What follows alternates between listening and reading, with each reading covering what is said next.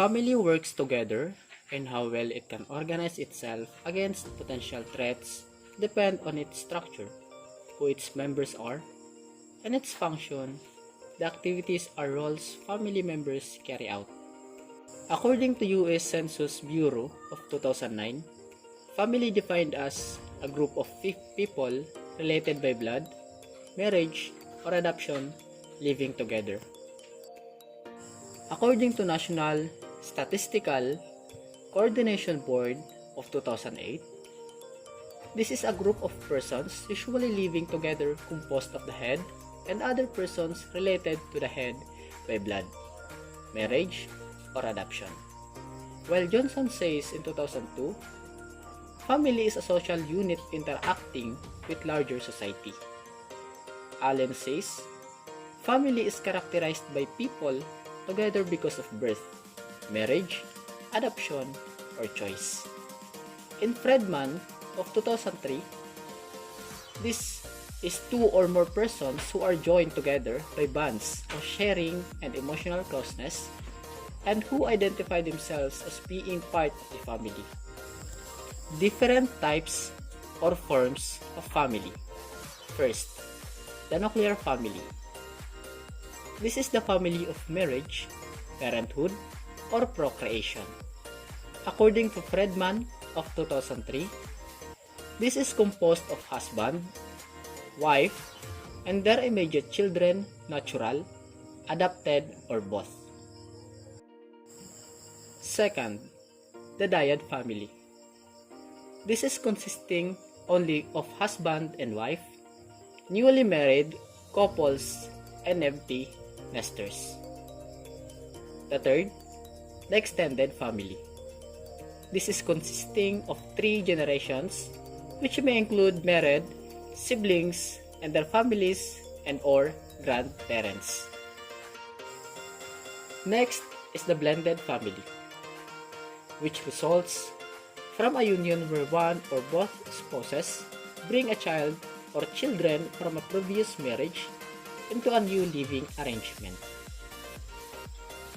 The compound family, where a man has more than one spouse, approved by a Philippine authorities, Muslim PD number 1083, Code of Muslim Personal Laws of the Philippines, Office of the Presidents, 1977. Next is the cohabiting family, commonly described as a live-in arrangement between an unmarried couple who are called common law spouses and their child or children from such an arrangement. The communal family. Communes are formed by groups of people who choose to live together as an extended family. The foster family.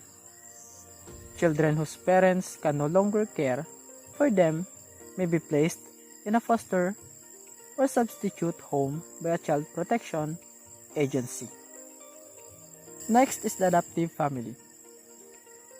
Many types of families, nuclear, extended, cohabitation, single parent, gay and lesbian, adopt children today. No matter what the family structure, adopting brings several challenges to the adopting parents and the child, as well as to any other children in the family. Next is the single parent. Results from the death of the spouse, separation, or pregnancy outside of wedlock. The last one is the gay or lesbian family. It's made up of cohabiting people of the same sex in a sexual relationship. The homosexual children may or may not have children. Functions of family. Fulfills 2 important purposes. Number 1 is to meet the needs of the society through procreation, for reproductive function, and childbearing. Socialization of family members is the process of learning how to become productive members of society, considered as the first teacher for children. Status placement. Society is characterized by a hierarchy of its members into social classes. The family confers its social rank on the children depending on the degree of social mobility in a society. The family move from one social class to another. This is according to Medina 2001. Next is the economic function. Rural family is a unit of production where the whole family works as a team, participating in farming, fishing, and cottage industries. Urban family, more of a unit of consumption where economically productive members work separately to earn salaries or wages. Family may engage in business enterprise, thereby serving as a unit of production. Number 2. The family meet the needs of the individual through physical maintenance. The family provides for the survival needs, like for example food, shelter, and clothing of its dependent members. Next, welfare and protection. The family supports spouses and partners by providing for companionship and meeting affective, sexual, and socio-economic needs, developing love and belonging emotional gratification. Psychological security.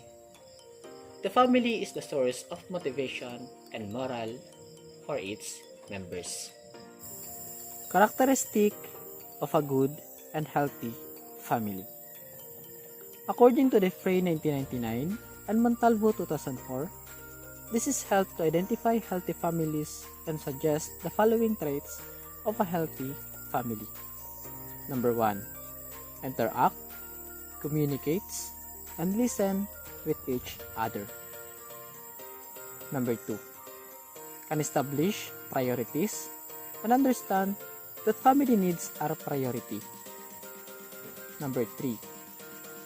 Affirm, support, and respect each other. Number 4. Engage in flexible role relationship, share power, respond to change, support the growth and autonomy of others, and engage the decision making. Number 5. Teaches family societal values and beliefs, ensures a spiritual core. Number 6. Foster responsibility and value service to others. 7. Have sense of play and humor, ensure leisure time. And the last one, have the ability to cope with stress and crisis and grow from problems. They know when to seek help from the professional. Individual functions and roles of the family. The father. The father must love his wife, being kind, nurturing, and genuinely connecting with his child without distractions, expressing love in healthy ways, taking good care of himself both physically and mentally, and modeling appropriate behavior when help is needed, being understanding and forgiving. What does mother do for the family? Mother must be submissive to her husband. The mother is the light of the family. She takes care of the husband, children, home, and household chores. Together they help hand in hand to keep the family, raise the children, teach them values and the culture of which they belong, and provide the basic needs like food, shelter, and clothing. Duties of children to parents. Children have the duty of honoring and respecting father and mother. Children have the duty of obeying father and mother. Children have the duty of listening to the counsel of the father and the mother, and the children have the duty of caring for father and mother in their old age. Family as a basic and essential building blocks of a society. Families have a crucial role in social development. They bear the primary responsibility for the education and socialization of children, as well as instilling values of citizenship and belonging in the society.